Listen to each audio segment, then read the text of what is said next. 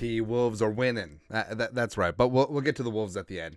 Have to gloat, have to complain about the officiating a little bit. But so we said we wouldn't gloat about the Lions again, tossed out the club by the Niners, blowing that historic 17-point lead and all that stuff. But just a little bit. Just a little bit. And would you be willing to bet that the Lions will get to a Super Bowl within the next 5 years?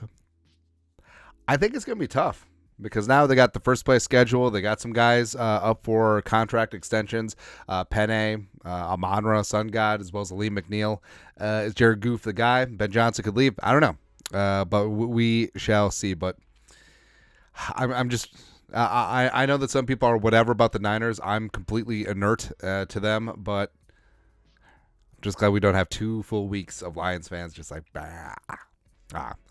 we do have 2 full weeks of the Chiefs and blah, blah, blah, Mahomes, blah, blah, blah. They get all the calls, blah, blah, blah, Kelsey and Taylor Swift, whatever. But I'm just happy because we got 2 weeks of Pat Mahomes. And my affinity for Mahomes, former Twins pitcher, is very well documented. Plus, he just seems like good people's. Like, I would love to go party with Pat Mahomes Sr.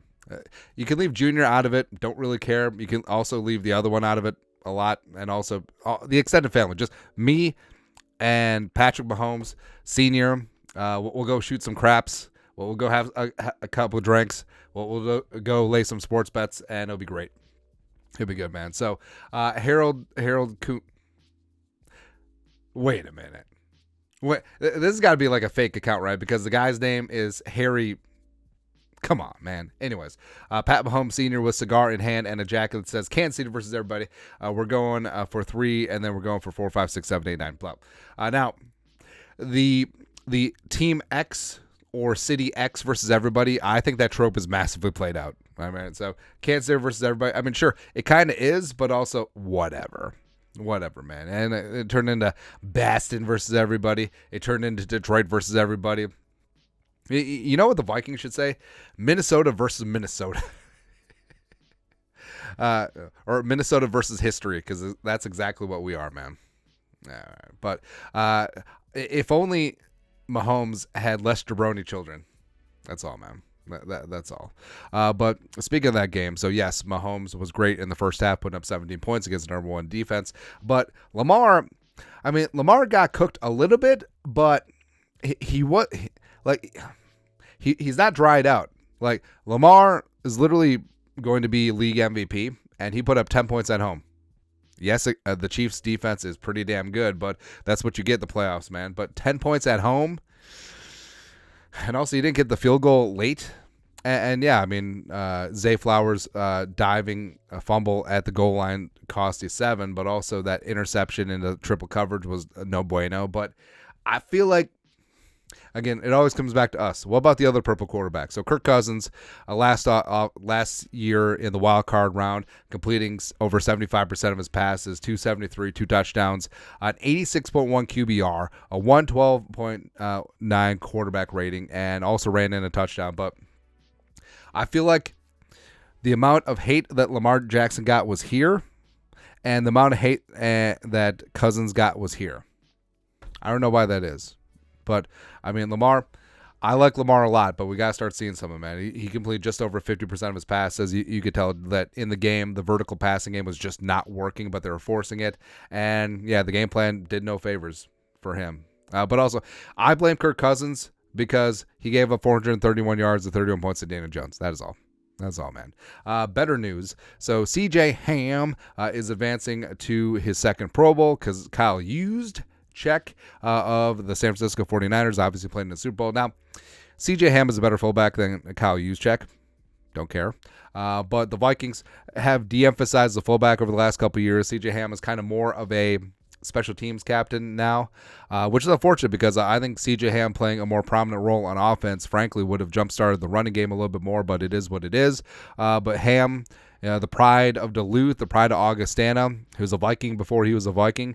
Great story. UDFA tryout, working his way up through the practice squad, becoming a stud, becoming a star, and that's exactly what he is, and I love it. Plus, he's heart and hustle. He's a glue guy, and when C.J. Ham hangs him up, like, the team will be a little bit worse. But hopefully C.J. Ham's going to be around for a couple more years. Good dude, too. It's fantastic. Speaking of fantastic, the Vikings are also trying to find some good dudes. Senior Bowl is out now. We're going to talk about Senior Bowl in a sec, but also pro days are going to be set up. So Senior Bowl, Combine, pro days. That's the triumvirate for draft season. Field dates putting this out. Oregon's pro day is going to be on March 12th. Michigan, March 22nd. LSU, 5 days later, March 27th. And Washington the day after on March 28th. So a lot to get in before the draft in April. But also, Kwesi and Kevin O'Connell need to be at every single one of these pro days. Checking out Bo Nix, checking out J.J. McCarthy Dynamite, checking out Jaden Daniels, checking out Penix. And also, they should go to North Carolina, come around, raise up, as well as USC. And also, bring Jordan Addison with you. Why not? In fact, can we have Addison run routes with Caleb Williams? That'd be cool, man. That would be cool. Also cool is the Senior Bowl is going down. So, Senior Bowl practice, way more important than Senior Bowl game. And a player that I really like, a mid-round crush, is Cam Hott coming out of Notre Dame. Now, he's a little bit older, of a prospect at 23, turns 24 in December, redshirt senior. Did have some shoulder issues early on in South Bend, but he became an absolute stud. He's a monster. He is 6'2" and 7/8. So that's how that math breaks down. 6'2" and 7/8, 204. Big time arms, big time wingspan, and he is a guy that size, length on the outside, and he's a dude that would fit in perfectly with what Flores wants to do. And yeah, I mean, you do have Byron Murphy, but he mainly works the slot. I don't know about Caleb Evans. I don't know about Andrew Booth. I know that Mekhi Blackman has a ton of potential and looks really good. And Cam Hart, if you're able to secure him, if you move around in round 3 or round 4 and snag him, I would love it, man. I would love it. But him operating, especially against shifty, speedier wide receivers, will be good to see down in Mobile and one-on-ones. But this season, an 84.2 PFF coverage grade at Notre Dame, 2 passes broken up. And you'll say, like, well, he had 2 passes broken up and 0 interceptions. How good can he be this year? He had 28 targets thrown at him all season. 28, which is insane. He only allowed 15 catches for 137 yards receiving. 0 goose egg D'Angelo Russell touchdowns, as well as a 67.1 quarterback rating when thrown at on the NFL scale. So it's pretty damn good. Pretty damn good. So, Cam Hart is a guy that's really rising up my boards, as well as Quinn Mitchell from Toledo has a chance. I think that he could be cornerback 1 in this class. So, I mean, it's a really exciting class for what the Vikings have needs for. And so there you go. Another need the Vikings had potentially this offseason, signing up OBJ. Yes, he missed a year with that knee. Tore his ACL winning the Super Bowl with the Rams. But, hey, the Kevin O'Connell connection. Hey, the Kwesi connection. Hey, the Justin Jefferson connection, Skull SU. Hey, he works on the offseason with Danielle Hunter. Everyone in the mom was championed a bit for OBJ. And I would have been fine with him very cheap. But he signed, the 1-year deal, $15 million. And with the Ravens, and it didn't work out. So Adam Levitan, fantasy guru, Ravens gave Odell Beckham Jr. a 1-year contract with $15 million and $13.8 million guaranteed. He was 30, coming off 2 ACL tears in 3 years. And Beckham ran 37 of 75 routes, 49% in the 2 playoff games, resulting in 4 catches for 34 yards and 0 touchdowns, which is just not good. Oh man, dodged one there. I mean, Kwesi stepped in it with Marcus Davenport, but definitely dodged things with Odell Beckham Jr. It is what it is. Also dodging things. I mean, the Wolves, who have been playing some shabby basketball as of late, they put the bang thing on Oklahoma City. OKC now lost 2 games in a row back to back. Lost to the Pistons, lost to the Wolves. The Wolves take back the 1 seed. Now, I love Anthony Edwards after this game, where he's calling out the refs, cheating ass refs. Great, man, because I don't know what it is about OKC where I mean, Gilchrist Alexander is obviously an absolute stud, even though he's the best. He's second best player in his family. But the whole thing about it is that OKC gets some home cooking, right? And it doesn't matter. So whenever the Wolves are there, Anthony Edwards can't get a call. Cat can't get a call, and well, it's not even just OKC. Like, for being a superstar, Anthony Edwards does not get the superstar whistle. Same thing with Karl Anthony Towns, and it's just pathetic. It's just pathetic how much contact these guys get. They don't get to the line as often as the other so-called stars in this league, and it's just ridiculous. So I'm actually glad that Anthony Edwards said something. And he's going to get fined, but it's going to be worth it because the Wolves, I mean, they overcame and they played great defense. And Gobert against Chet Holmgren, the pride of Minnehaha Academy. It's like this is a man's game. Go eat a burger. Go put on some weight, man. It's just good. It's good. Also, this could be a Western Conference Finals preview, and I love that. Ant played some hero ball at the end, but also he dished off for a couple key buckets at the end. So he's trusting his teammates more.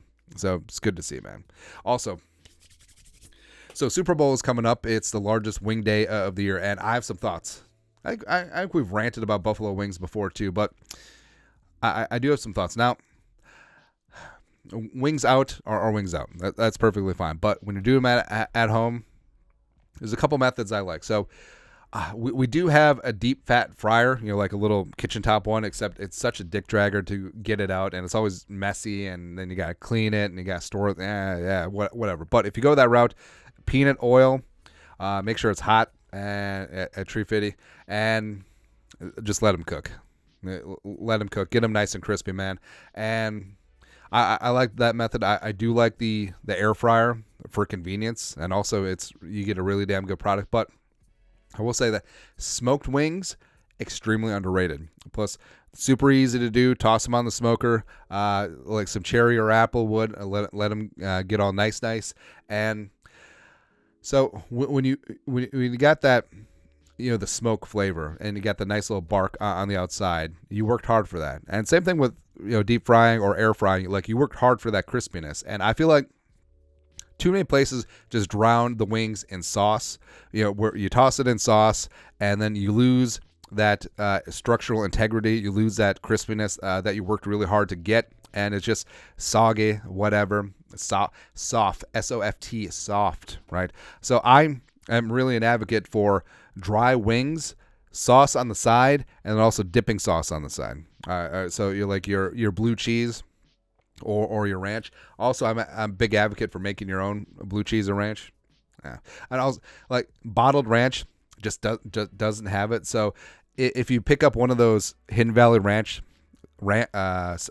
salad dressing seasoning packets, so like the dry mixture, and then combine some mayonnaise and combine some sour cream, mix that up with the seasoning. Woo, let's go. Also, you can thin it out a little bit. You can use heavy cream. You could probably use water too.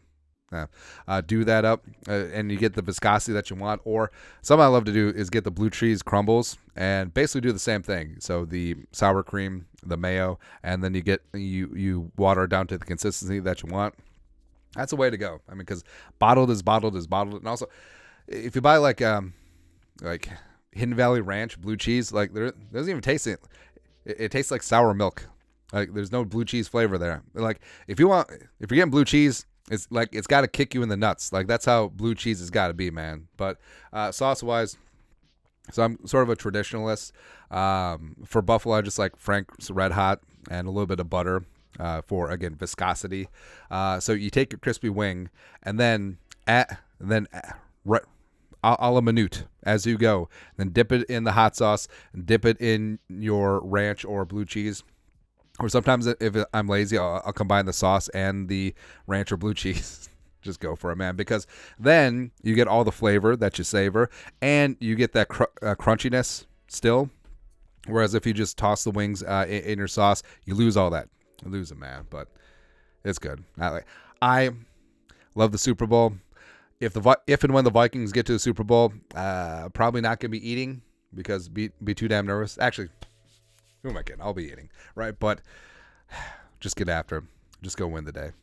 Also, I will say, so zesty Asian, which basically is what I am. So you take some soy sauce. You can take light soy sauce, dark soy sauce, oyster sauce, ponzu, a little bit of lime, sesame oil, and hoisin sauce. And then you mix all that up together.